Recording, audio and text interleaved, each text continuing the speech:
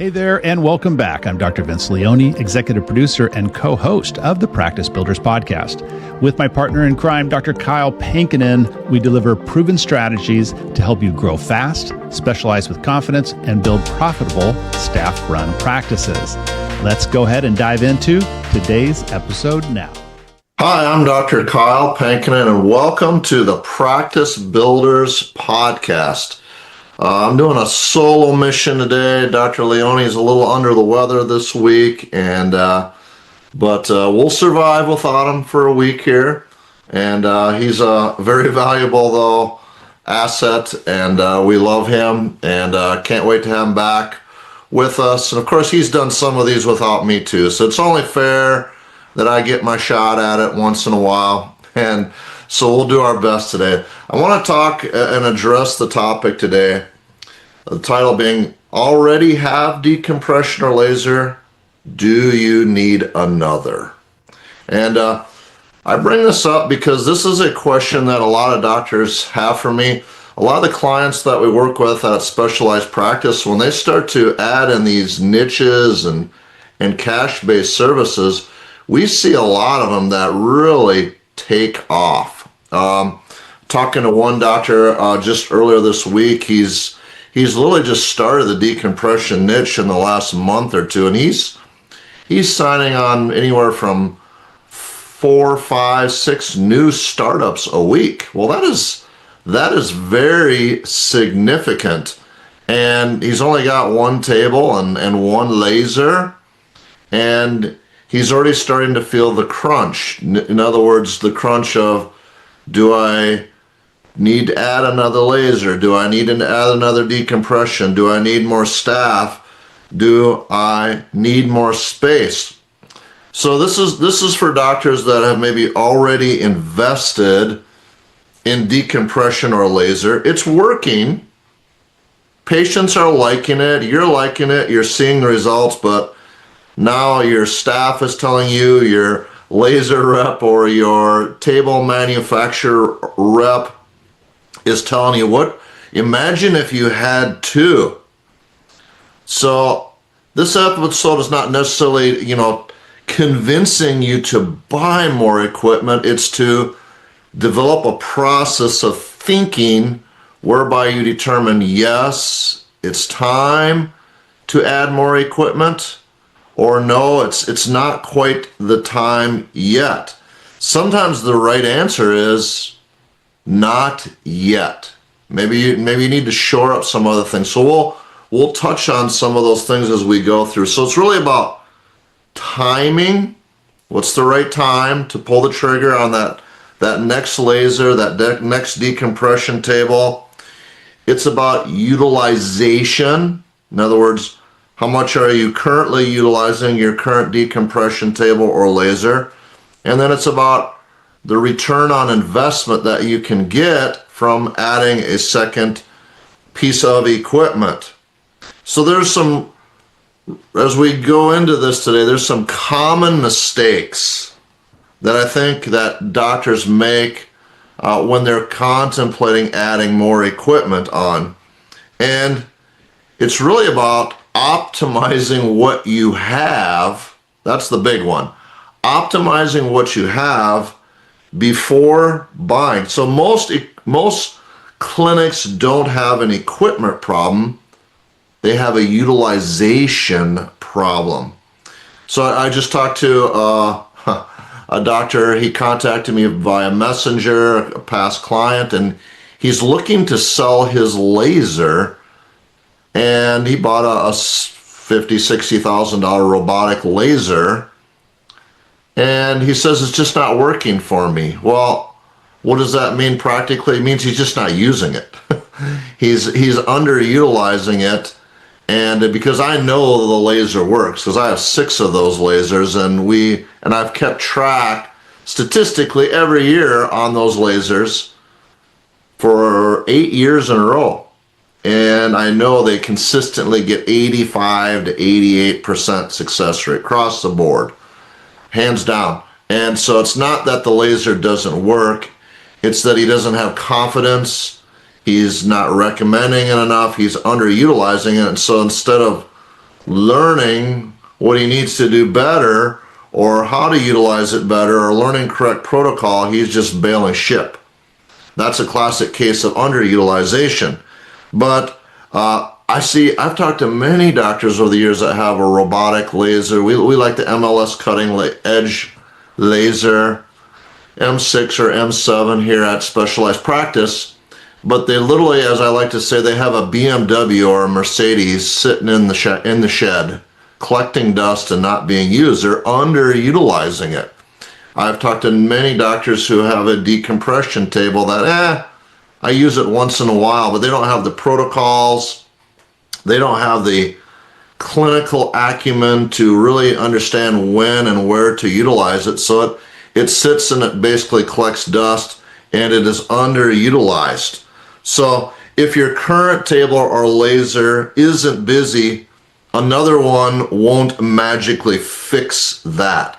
So here are some quick self-check questions that you can utilize to see, okay, do I need to add on another unit? So I would say if you're in the neighborhood of 70 to 80% of your available clinical hours when you're treating patients, if 70 to 80% of that is filled with laser and or decompression, both, you're kind of at that threshold where it starts to make sense to pull the trigger on a second machine.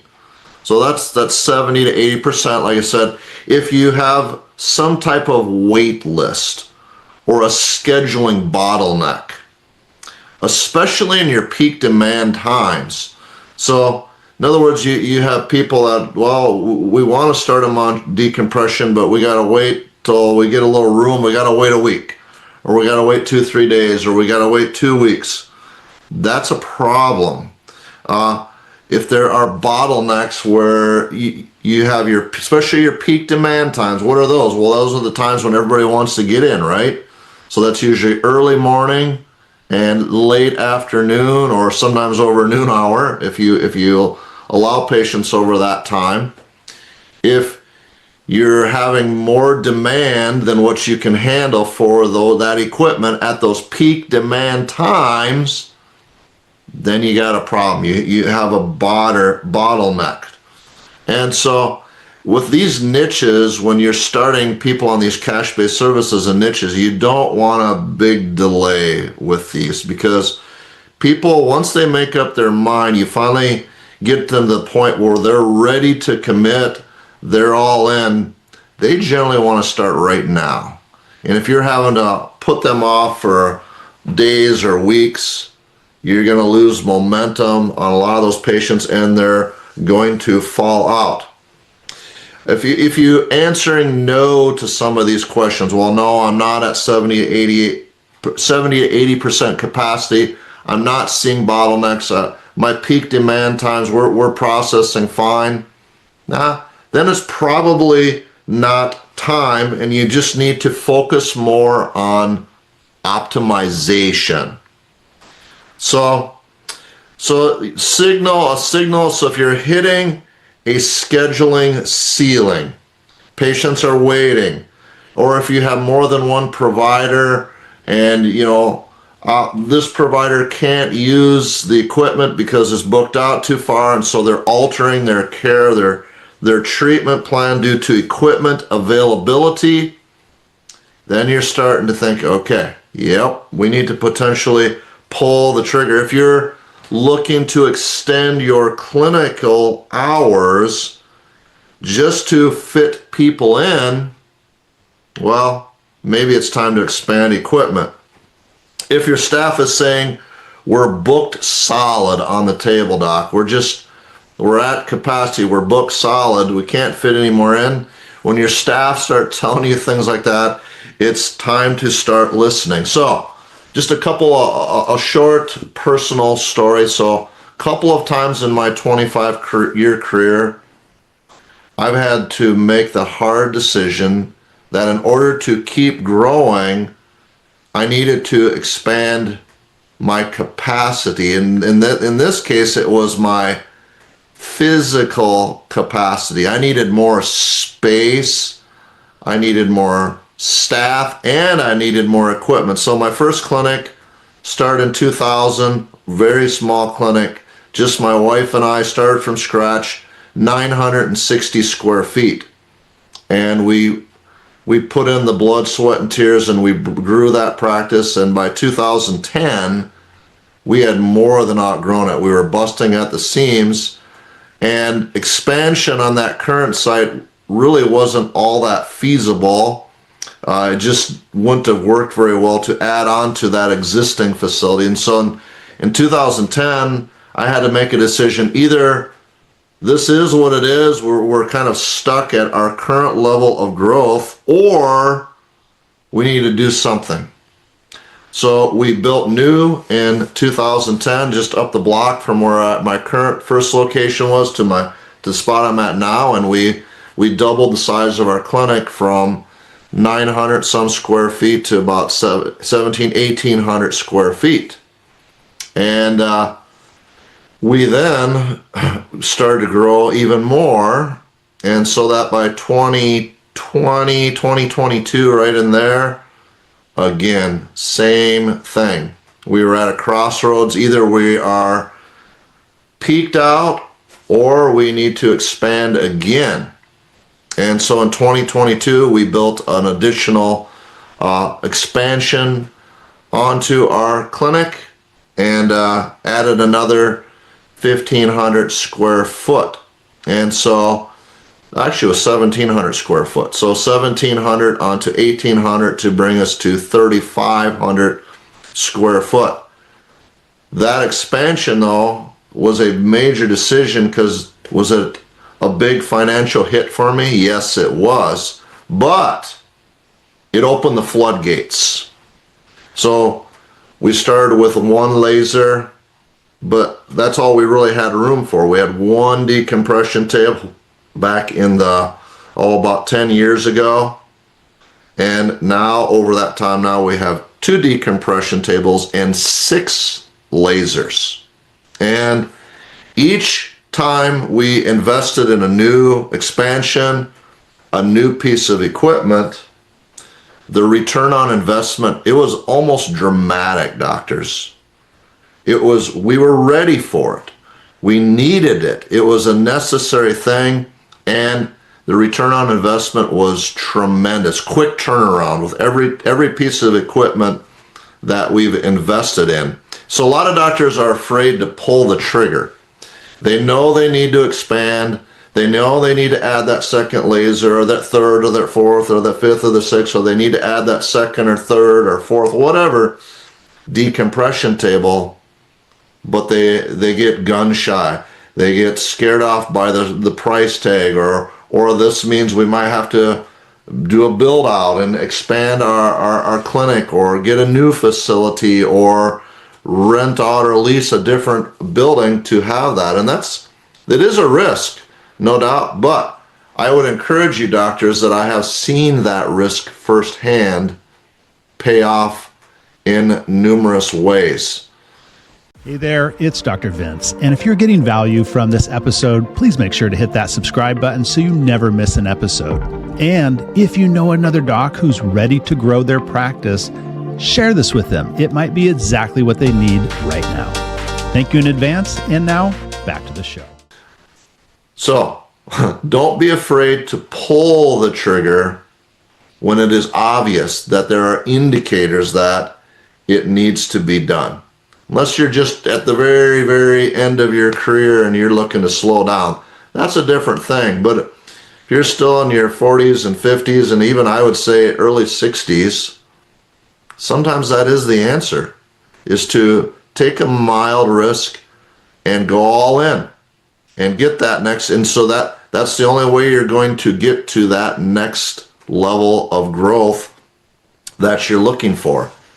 The other question that I get frequently from doctors with expanding laser or decompression is, what should I expand first? Well, if you listen to what I just said, I have 2 decompressions and 6 lasers. I think it's easier to expand your laser services, doctor, than decompression for one simple reason. There's only so many patients that are candidates for decompression therapy. Everybody that walks through your door in a chiropractic office is a potential laser patient, though. And so for me, I have found it much easier to expand my laser services than decompression. And we've expanded decompression, no doubt. We needed that second table, and that has worked very well. And it really worked, especially during those peak demand times. So, when the people want to come early in the day, we can have two people running decompression at the same time. That really helped reduce a lot of bottlenecks that we were having when we had only one decompression table. But going back to the laser, if every person that walks through your door is a potential laser candidate, it's not hard to see how you can quickly utilize one laser up, in a sense, where it's busy all day long. And that's what we've seen as we add the next laser. We just recommend it to people. Everybody that comes in as a chiropractic patient, we're going to do chiropractic and laser, or we're going to do Graston technique and laser, or we're going to teach you some exercises and do laser. Whatever you normally do, docs, just recommend laser in addition to it for every case. And of course, with laser is the perfect complement to your decompression cases. They actually, this was a really cool study, it just came out in 2025. They actually showed that class 4 laser actually can shrink the size of a lumbar disc herniation and also increase the A to P canal diameter of the central canal. And why is that? Well, laser reduces inflammation in the disc, it stimulates healing, and you have a disc herniation then that can reduce in size. It reduces in size, it increases the canal diameter, which is exactly what decompression does as well. It increases disc height, reduces size of bulge or herniation. Therefore, laser and decompression are a perfect marriage. So you need the laser for your decompression niche, but you also need the laser for every other condition, basically, that walks through your door as a typical chiropractor. So I would say, as a general rule, most doctors should think about adding the second laser and optimizing that, and then the second or third decompression table would come after that. And that's not a hard rule, but that's just a generalization I would make.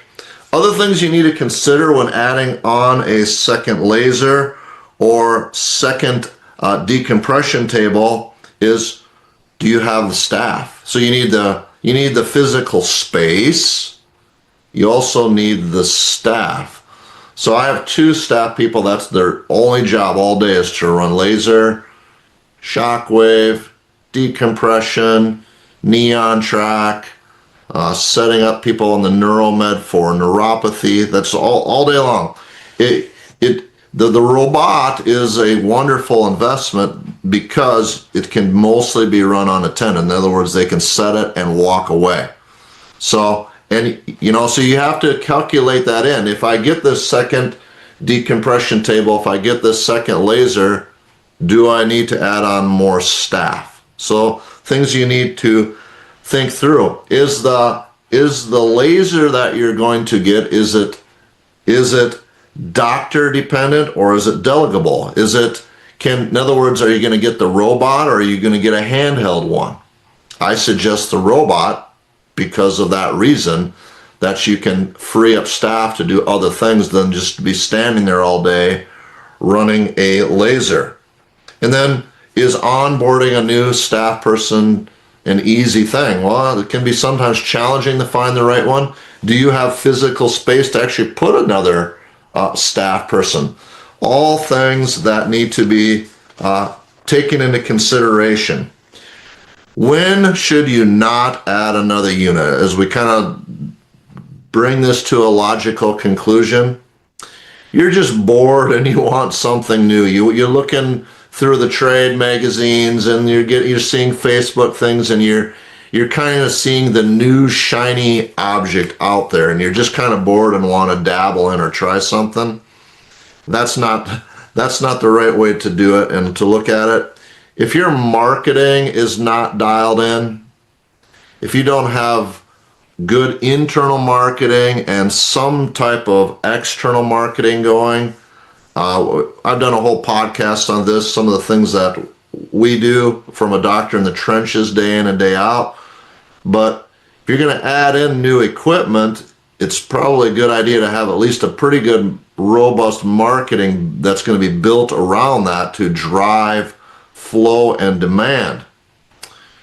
If your staff is already overwhelmed, well, what effect is adding more therapy going to have on your staff? And again, ties back into, do you need to add more staff? But if they're already at burnout, overwhelm, that's a big, strong consideration into whether you're going to add this other piece of equipment.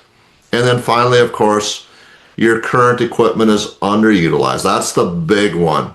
So the goal here isn't more equipment necessarily, it's more impact with more chaos.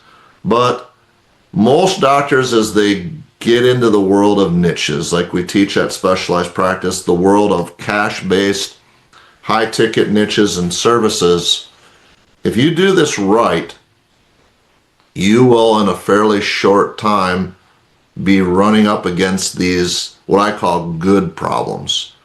Boy, this is taking off. My patients are getting great results. Revenue is going up. The demand is there. And we need to consider adding on this second laser, or however many, or more decompression tables. That is exciting stuff, docs. That's the good stuff in practice. Those are decisions that you want to have to make versus, oh, things are going awful, what do we need to cut? Okay? And the practice of chiropractic as I see it today is really becoming such that there's very little middle ground. Either you have doctors I see so many doctors that are just holding on. They're struggling. They're just surviving week to week, month to month. And they're keeping their overhead desperately low just to try to stay afloat. And then you have doctors that are just killing it. They have $1 million plus practices.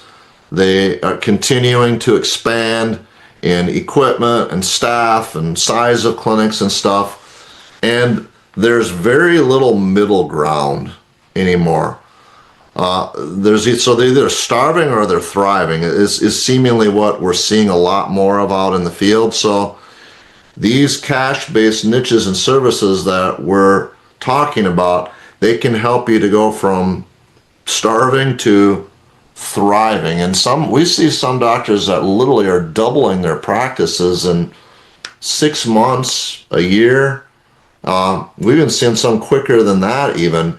And it's so fun. It's so fun to talk to these doctors. They're so excited. This one doctor that I've been referencing a little bit, who's signing on 4 or 5 cases here early on in his first weeks of doing decompression. Every time he gets a new one, he texts me, "Got another one, doc. Got another one." He's so excited about it, and I just keep encouraging him on and to keep his head down and to keep pressing forward but we're going to have that conversation one-on-one with him soon about when it's time to pull the trigger on that next table, that next laser. Do we need more staff? Do we need more space? So I hope this helped. I hope it just kind of, not giving you definitive answers as to, yes, it's perfect time for you or not, but to give you some things to think about as you ponder your next steps in clinical practice and expanding what you are offering. And so this should be able to whet your appetite. We're super excited about the Practice Builders podcast. It's growing. If you like us, give us a like. And if you don't, just keep your opinion to yourself. No. But no, we we love bringing this content to you. It's growing, and we are just so happy and so honored that you take time out of your day to listen to this, and we hope you find value in it. So, for myself and Dr. Vince Leone, signing off for today. Have a wonderful day, and we'll be back real soon with another episode of the Practice Builders Podcast. Hey, it's Dr. Vince again, and hope you enjoyed that episode. And if you're ready to grow your practice fast with high-value decompression patients, then the Decompression Accelerator could be a phenomenal option for you. This is our 90-day sprint to help you scale with proven systems, staff-driven protocols, and full marketing support, and it's all guaranteed. Spots are limited. Head to www.decompressionaccelerator.com to learn more.